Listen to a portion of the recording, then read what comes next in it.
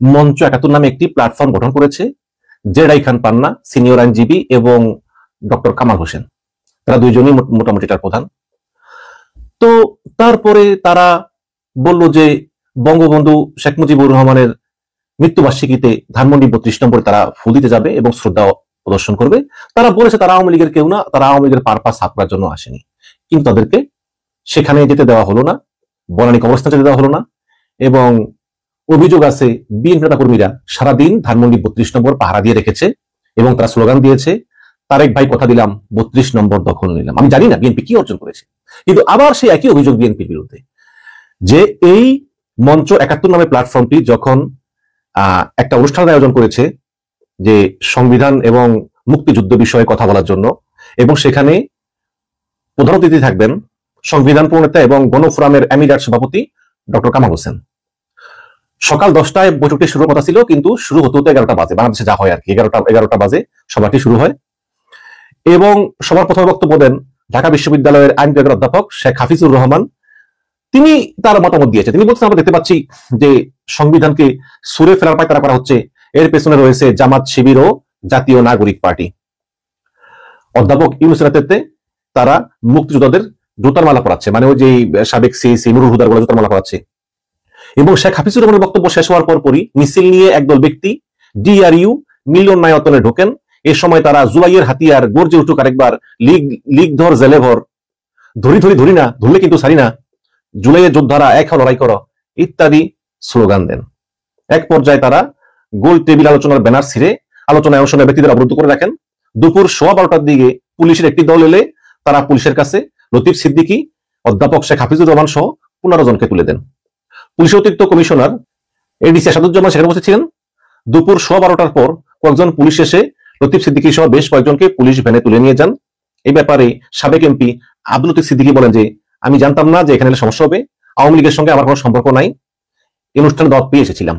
গোল table আলোচনায় অংশগ্রহণকারীদের অবরুদ্ধ করে পুলিশের হাতে তুলে দেওয়ার কথা চাইলে আলামিন রাসেল নামে একজন বলেন যে, আমরা জুলাই যোদ্ধা, এখানে পতিত আওয়ামী লীগ, যুবলীগ এবং নিষিদ্ধ ছাত্রলীগ নেতা কর্মীরা জড়ো হয়েছে এবং ষড়যন্ত্র করতেছে। জুলাই যোদ্ধারা বেঁচে থাকতে আমরা এমন কিছু মেনে নিব না। ঘটনাস্থলে জুলাই যোদ্ধাদের সঙ্গে আসা পল্টন থানা জামাত ইসলামের নেতা, দেখেন পল্টন থানা জামাতের নেতা শামীম হোসেন বলেন যে, একটি গোষ্ঠী ৭১ এবং ২৪কে মুখোমুখি করে ২৪কে প্রশ্নবিদ্ধ করার চেষ্টা করছে। আমি মনে করি ৭১ আমাদের ভিত্তি এবং ২৪ আমাদের মুক্তি। ভালো কথা বলছেন, ঠিক আছে, কিন্তু এই জামাতের কিছু লোক আবার তারা বলতেছে যে ৭১ কিছু না, জুলাই সব। এটা তো দেখতে হবে। তো এখানে যারা জড়ো হয়েছেন তারা সবাই ২৪-এর খুনের সঙ্গে জড়িত। আমি বুঝলাম না, মানে ২৪-এর খুনের সঙ্গে জড়িত ডক্টর কামাল হোসেন, জেডাই খান পান্না, লতিফ সিদ্দিকী গত 13টা বছর ধরে বঞ্চিত। উনি শেখ হাসিনার আমলে জেলেও গিয়েছে। অনেকে বলেন যে উনি হজ নিয়ে কথা বলেছেন, এর জন্য না। লতিফ সিদ্দিকী হজ নিয়ে কি বললো না বললো, এটা শেখ হাসিনা মাথা কামানোর বিষয় না। লতিফ সিদ্দিকী মন্ত্রী থাকা অবস্থায় শেখ হাসিনা পুত্র জয়ের দুর্নীতি নিয়ে প্রশ্ন তুলেছে। জয়ের বেতন 3 কোটি টাকা মাসে ফাঁস করে দিয়েছে। এই কারণে তাকে মন্ত্রী থেকে সরিয়ে তাকে জেলে ভরে রাখা হয়েছিল। তারপর এতটা বছর ধরে সে আওয়ামী লীগে পাত্তাই পায়নি, আওয়ামী লীগে ছিলই না সে। পরে এই ডামি ইলেকশনে সে স্বতন্ত্র থেকে দাঁড়িয়ে এমপি হয়েছে। লতিফ সিদ্দিকী জুলাইয়ের বিরুদ্ধে না তো। তারপর জেডাই খান পান্না সে জুলাই আন্দোলনের ছাত্রদের পক্ষে ছিল, সে মানববন্ধন করেছে। সে বহু বিএনপি নেতাদেরকে বলেছে আসে মানববন্ধন করি, বিএনপি নেতারা বলেছেন আমাদের ভয় লাগে। জেডাই খান পান্না ভয় পায়নি। ডক্টর কামাল হোসেন উনি তো আগে করে আওয়ামী লীগের বিরুদ্ধে ছিল, বাট বৃদ্ধ মানুষ, তিনি অত শারীরিক সক্ষমতা নাই, এজন্য তিনি পারেন না। তো এখন এরা বলতেছে যে এরা নাকি এই ২৪-এর খুনের সঙ্গে জড়িত, অনেকের বিরুদ্ধে হত্যা মামলাও আছে। আমরা আইন হাতে তুলে না নিয়ে পুলিশে সোপর্দ করেছি। ভালো কথা। আলোচনার সভায় উপস্থিত ছিলেন সাবেক সচিব আবু আলম শহীদ খান, এই লোকটা আমার পছন্দ না কখনোই। মঞ্চ ৭১-এর সমন্বয়ক অধ্যাপক আব্দুল্লাহ মাহমুদ প্রমুখ। বেলা ১:১টার দিকে যোগাযোগ করা হলে DMP commissioner crime and operation SN Mohammad Nazrul Islam বলেন যে, লতিফ সিদ্দিকীকে নিয়ে এসেছি, তবে তার বিরুদ্ধে এখনো কোনো সিদ্ধান্ত নেওয়া হয় নাই। লতিফ সিদ্দিকীর বিরুদ্ধে কোনো মামলা আছে কিনা তা খতিয়ে দেখা হচ্ছে এবং লতিফ সিদ্দিকী অন্যান্যদের ডিবি কার্যালয়ে নেওয়া হতে পারে। জেডাই খান পান্না বলতেছেন যে বিএনপি নেতারা দায়ী। জেডাই খান পান্না তার ফেসবুকে বলেছেন যে অনুষ্ঠানটি 10:30-এ শুরু হওয়ার কথা 11 ঘটিকায় শুরু হলে বিএনপির কিছু কর্মী এবং কিছু ছাত্র ঢাকা রিপোর্টার্স ইউনিটির সামনে লাঠিসোঁটা নিয়ে মিছিল করতে থাকে। এক পর্যায়ে তারা মিলনায়তনে প্রবেশ করে হাতাহাতি মারামারি করেন। এই মারামারি ও হাতাহাতি করার প্রথম উদ্দেশ্য, তারা আওয়ামী লীগের কোনো চিহ্ন দেশে রাখবে না। বর্তমানে উক্ত অনুষ্ঠানে আসা সকলকে শফিকুল কবির মিলনায়তনে অবরুদ্ধ করে রেখেছে। বর্তমানে তারা সবাই অবরুদ্ধ আছেন। এখন দেখুন, আমি বারবারে বলেছি যে এই সব করে কিন্তু আমরা আওয়ামী লীগকে ফিরিয়ে আনার পথ তৈরি করতেছি। এই ঘটনাগুলো কিন্তু সমস্ত বিশ্ব দেখছে, সমস্ত বিশ্বের বড় বড় মিডিয়াতে এগুলো প্রচার করা হবে, এবং যেসব মিডিয়াতে প্রচার করা হওয়ার কথা না সেখানেও আওয়ামী লীগ অর্থায়ন করে প্রচার করবে। আপনারা হয়তো বলতে পারেন যে এখন তো আমাদের অনেক ক্ষমতা, আওয়ামী লীগ সবচেয়ে দুর্বল অবস্থা দেশ ছেড়ে পালিয়েছে, এখন কে কি করলো না কিছু আসে যায় না। শেখ হাসিনাও এটাই ভাবতো। শেখ হাসিনা মনে করতো যে তার মৃত্যুই একমাত্র তাকে সরাতে পারে, এছাড়া তাকে কেউ ক্ষমতা থেকে সরাতে পারবে না, কিন্তু সে শেখ হাসিনা পালিয়ে গিয়েছে। আজকে এই যে লোকগুলো এলো, জাদাই খান পান্না, লতিফ সিদ্দিকী, এদের সঙ্গে আওয়ামী লীগের প্রত্যক্ষ কোনো সম্পর্ক নাই। এখন পরোক্ষ সম্পর্ক আছে কিনা, যাকে আমরা বলি ছোপা আওয়ামী লীগ, সেটা আপনারা প্রমাণ করবেন কিভাবে? আমি মনে মনে বলি হ্যাঁ হয়তো আওয়ামী লীগ হতে পারে, কিন্তু প্রমাণ করবেন কিভাবে? এই লোকগুলো অনেকে আবার জুলাই যোদ্ধাও ছিল, কামাল হোসেন জুলাই যোদ্ধা।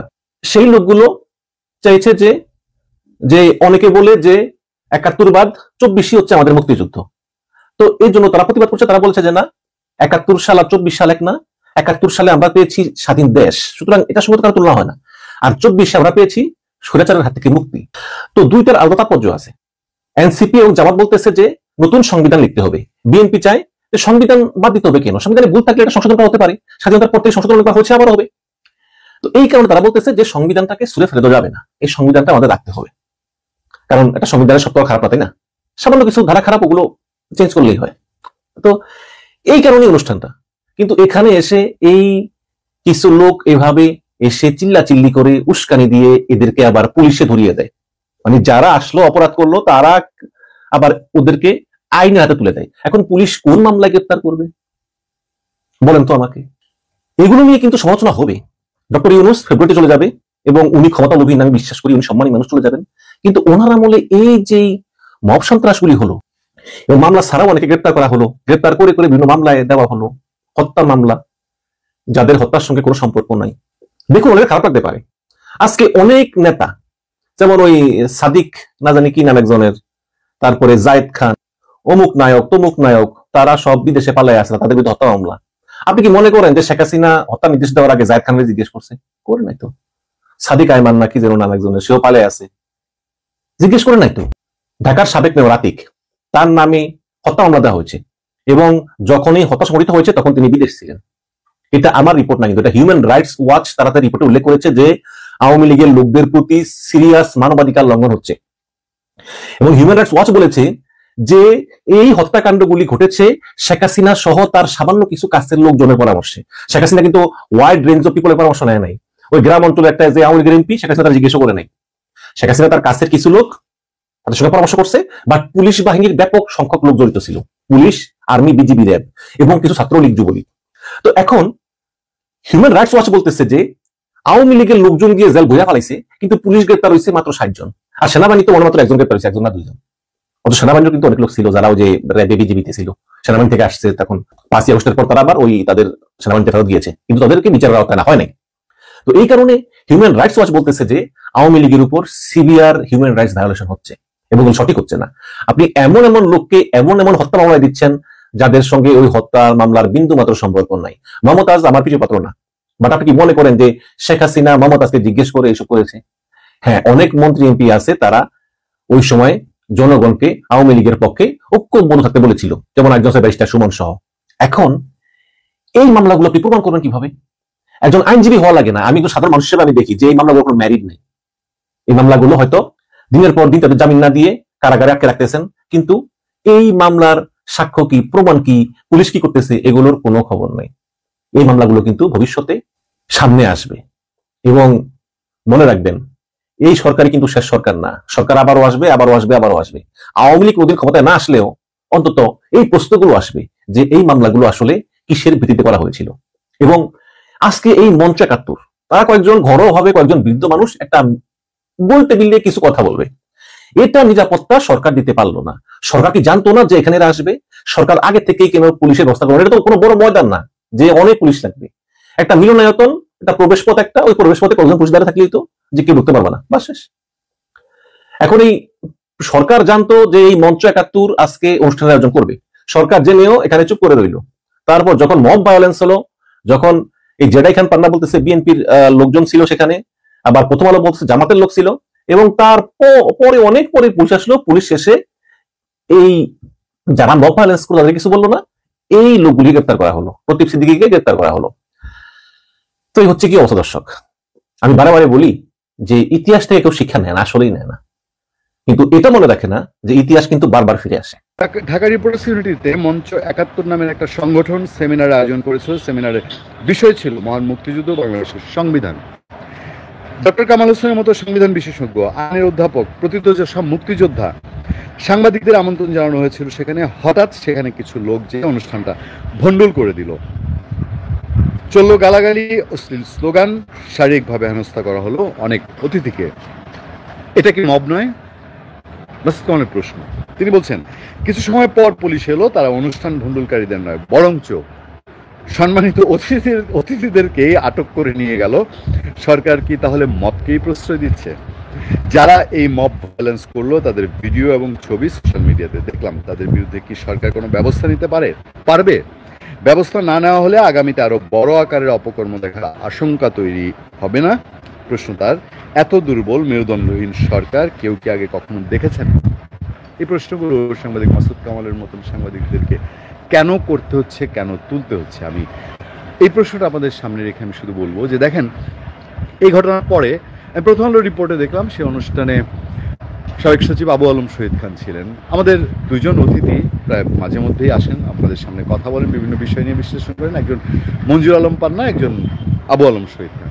তারা দুজন কোন কালের আওয়ামী লীগ আমার মাথায় এটা ঢুকছে না।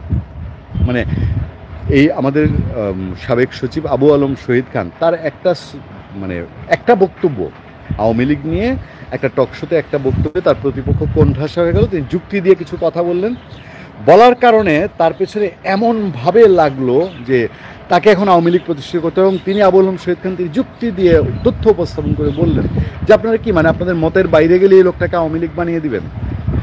দ্বিতীয়ত মঞ্জুর আলম পান্না এর আগে আমি জানি না, আমি যে টেলিভিশনে শেষতক চাকরি করেছি একুশে টেলিভিশনে 29 জুন 2024 পর্যন্ত, সেই টেলিভিশনে পান্না আমি চাকরি করার সময়ের আগে এবং পরে চাকরি করেছে। পান্না তার রাজনৈতিক সংশ্লিষ্টতার কোনো তথ্য আমি পাইনি। আমি শুধুমাত্র যে আমরা যে কথা বলি, যে লোকদেরকে নিয়ে আমরা কাজ করি, আমরা কেবল দেখেছি যে এই মানুষগুলো তারা আওয়ামী লীগের কেউ কিছু গিলিয়ে দেয় না, আওয়ামী লীগের কেউ কিছু পড়িয়ে দেয় না, অথবা তাদেরকে ফোন করে বলে না কাউকে ফোন করে যে আওয়ামী লীগ এটা বলেছে দিল্লি থেকে। ওই যে মাঝে মাঝে রিপোর্ট দেখি, বক্তৃতা শুনি, ওই দিল্লি থেকে বলে, ওইখান থেকে সেখান থেকে নাকি বলে। আমরা এইগুলো কোনো কিছু দেখি না, খুঁজে অস্তিত্ব নেই। কিন্তু শুধু মতের অমিলের কারণে আমাদের মতো মানুষগুলোকে, মঞ্জুর আলম পান্নার মতো মানুষকে বা আবু আলম শহীদ খানের মতো মানুষকে, তাদেরকে যারা মব করলো তারা বাইরে নিশ্চয়ই আনন্দে উচ্ছ্বাসে এখন গিয়ে, আমি জানি না যে পল্টনের তারা সেই বিখ্যাত হোটেলগুলোতে তারা এখন দুপুরের লাঞ্চ করছে কিনা, আর এই মানুষগুলোর পরিবার নিশ্চয়ই দুশ্চিন্তায় ভুগছে যে তাদের সন্তানরা আসলে কি হতে যাচ্ছে। আমরা এই প্রশ্নই আপনাদের কাছে করছি, কি হতে যাচ্ছে মানুষগুলোর সঙ্গে, কি অপরাধ থাকলে তো কাল রাতেই আমাদের যারা আইন শৃঙ্খলা বাহিনী তারা তুলে নিয়ে যেত, তাই না? বা তাদের বিরুদ্ধে সে মামলা মোকদ্দমা হতো। হঠাৎ কয়েকটা লোক মন চাইলো, এই লোকগুলো বললো এই তো ফ্যাসিস্টের দোসর, এখানে আওয়ামী লীগের মিটিং করছে বললো। এবার এসে আমাদের আইন শৃঙ্খলা বাহিনীও তাদেরকে নিয়ে গেল। এই যে কয়েকটা ঘন্টা যে মানসিক প্রেশার, দুশ্চিন্তা, আমি জানি না পরে কি হবে, তাদের সামনে কি আছে আমি জানি না, কিন্তু এবং এর মধ্যে দিয়ে আমরা যা দেখছি, হেডলাইনে যা আছে, আচ্ছা আড়ালে থাকলে বের হোক। এখন সংশ্লিষ্ট যারা নিয়ে গেছেন, আমি বাংলাদেশের ডিবি সম্পর্কে অনেক দিন ধরে কথা বলি এবং অনেক সময় আমি বলেছি, এটা অসংখ্য আমাদের পূর্ণিয়ার খোঁজ চ্যানেলে কন্টেন্টে আছে, নানানভাবে ডিবিকে অনেক সময় অনেক কথা বলে। আমরা সবসময় বলেছি যে এই সংস্থাটার বহু ক্রেডিট আছে, এই ক্রেডিটগুলো ওভাবে তুলে ধরা হয় না। আমরা প্রচুর সময় সাংবাদিকতা করতে গিয়ে ওই ডিবি কার্যালয়ে গিয়েছি, প্রেস কনফারেন্স কভার করা, এর বাইরেও স্পেশালি আমি আবারও পূর্ণিয়ার খোঁজের রেফারেন্স দিচ্ছি। পূর্ণিয়ার খোঁজে এমন কন্টেন্ট আছে ডিবির অপারেশনে যেগুলো গতানুগতিক মিডিয়াতে নাই বা গতানুগতিক মিডিয়াতে করেনি। আমরা সেগুলো করে আমরা বলেছি যে এই সংস্থাকে স্বাধীনভাবে রাজনৈতিক প্যারাকলের বাইরে যদি কাজ করতে দেওয়া হয়, তাদের অনেক সক্ষমতা আছে। এখন আমরা দেখতে চাই যে এই যে ডিবিতে নিয়ে যাওয়া হলো বা যে কোনো জায়গায় নিয়ে যাওয়া হলো, তাহলে ওইরকম তথ্য বেরোক, একটা প্রমাণ দাঁড়াক, যাতে জানুক যে হ্যাঁ তার সঙ্গে গত রাতে এই জায়গার কথা হয়েছে, ওই জায়গার কথা হয়েছে, এই নেতার ওই নেত্রীর কথা হয়েছে। যে কারণে এটুকু যদি বলতে পারেন, সেটাও কোন ধরনের অপরাধ আমি জানি না, বাংলাদেশের আইনে বলবো না, কিন্তু এটুকু যদি বলতে পারেন, তাহলেও মব সৃষ্টিকারীদের আপনি বলতে পারবেন যে হ্যাঁ আপনারা তো একটা ধরাই দিচ্ছেন, আমরা তো এদের খুঁজছিলাম। এখন সেটাও পারবেন কিনা, আমি তো আমার ব্যক্তিগত পর্যালোচনা থেকে বললাম, তাদেরকে আমি চিনি, জানি, দেখছি, তারা শুধুমাত্র যেটা সাদাকে সাদা বলা, কালোকে কালো বলা বলছে। এখন এই মব নিয়ে মব ভায়োলেন্স থাকবে না। আমি লাস্ট কন্টেন্টেও সেনাপ্রধান শেষ যেই বক্তৃতাটি দিয়েছিলেন তার অফিসার্স অ্যাড্রেসে, সেটা ধরেও আমি বারবার বলেছি যে সেনাবাহিনী যখন থেকে সজ্জা তখন থেকে মব কমে আসছে। অনেকেই বলছেন, উপদেষ্টারা বলতে বাধ্য হচ্ছেন যে ঢাকায় এখনও ফুল কন্ট্রোল হয়নি, সাদেশে কিছু কমেছে আমরা বলি, আমরা অস্বীকার তো করি না, কিছু কমেছে। কিন্তু এই যে দুটা ঘটনা আমাদের সামনে গত এক সপ্তাহে ঘটে গেল, তাহলে এটার মধ্যে রাজনৈতিক দূরভিসন্ধি কিছু কি আছে? এবং সেটা যদি থেকে থাকে তাহলে সামনের দিনে কি হবে? মাসুদ কামাল যে প্রশ্ন করেছেন, আমরা মনে করি যে আইনশৃঙ্খলা বাহিনীকে কোনো কিছু আমাদের চাপিয়ে দেওয়ার, কোনো কিছু বলার আমাদের সেই সুযোগ নেই। তবে এই জিনিসগুলো তাহলে যদি এটাই হয় যে হ্যাঁ ঠিক আছে, আপনি কোনো কিছুই আপনি দ্বিমত পোষণ করতে পারবেন, আপনাকে সব জি হুজুর করতে হবে, তাহলে সেটাও বলে দেখ কোনো একটা দিক থেকে, তাহলে সবাই চুপ হয়ে যাবে। মানে আপনি যদি মনে করেন যে আক্কেল মানকে লিয়ে ইশারাই কাফি, তাহলে আওয়ামী লীগ যা করেছিল জামাত বিএনপির সাথে, জামাত বিএনপিকে কি থামাতে পেরেছিল? তারা কোথায় মসজিদে মিটিং করে, কোথায় কি করে না করে, গিয়ে ধরে আনতো না মাঝে মধ্যে, মাজারের মিটিং থেকে ধরে আনতো মাঝে মধ্যে।